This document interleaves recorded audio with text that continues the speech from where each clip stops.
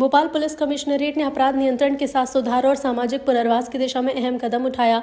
Police ने शहर के ऐसे 74 गुंडों और निगरानी बदमाशों को माफी दी जो पिछले 10 सालों से किसी आपराधिक गतिविधि में शामिल नहीं पाए गए और इस दौरान अपने काम धंधे और पारिवारिक जिम्मेदारी से जुड़े रहे।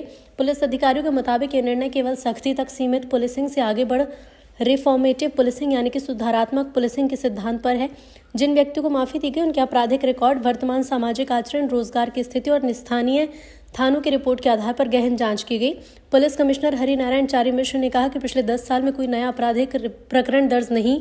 नियमित रोजगार या व्यवसाय से जुड़े रहना, सामाजिक और पारिवारिक जीवन में सकारात्मक भूमिका, संबंधित थाना और बीट स्टाफ की सकारात्मक रिपोर्ट, स्थानीय स्तर पर किसी शिकायत न होना पाया गया।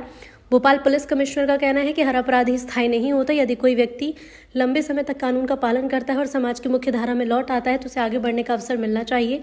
इस पहल से न केवल संबंधित व्यक्ति का सामाजिक कलंक कम होगा बल्कि वो दोबारा अपराध की ओर लौटने से बचेगा। हम लोगों ने पिछले 10 साल के आंकड़ों का जो पूरी तरह से एक अध्ययन किया, उन आंकड़ों में देखा गया कि पिछले लगभग 10 सालों में औसतन 2 वर्ष पूर्व तक हत्या जैसे मामलों की औसतन संख्या 55 से 60 के बीच में हुआ करती थी।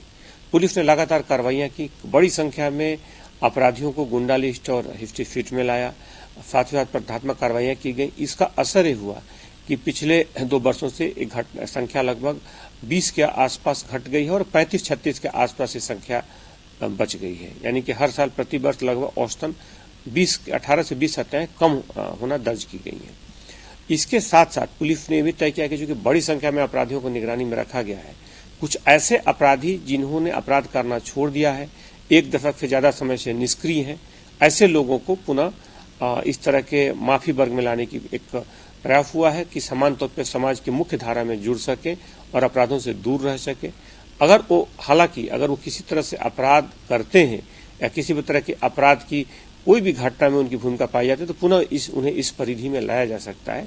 लेकिन बहरहाल उनके 1 दशक से ज्यादा समय के अपराधों से दूर रहने की प्रवृत्ति को देखते हुए उन्हें माफी वर्ग में लाया गया है। एक नई पहल है, क्या हर साल इस तरह की प्रक्रिया अपनाई जाएगी इसमें? अगर कोई व्यक्ति सुधरना चाहता है तो कानून के दायरे में कानून का सम्मान करते हुए वो समाज की मुख्य धारा का हिस्सा होना चाहता है तो पुलिस उसे पर्याप्त मौका देना चाहती है और इसी कड़ी में जिन लोगों का रिकॉर्ड अच्छा पाया गया उन्हें इस तरह की छूट दी गई है।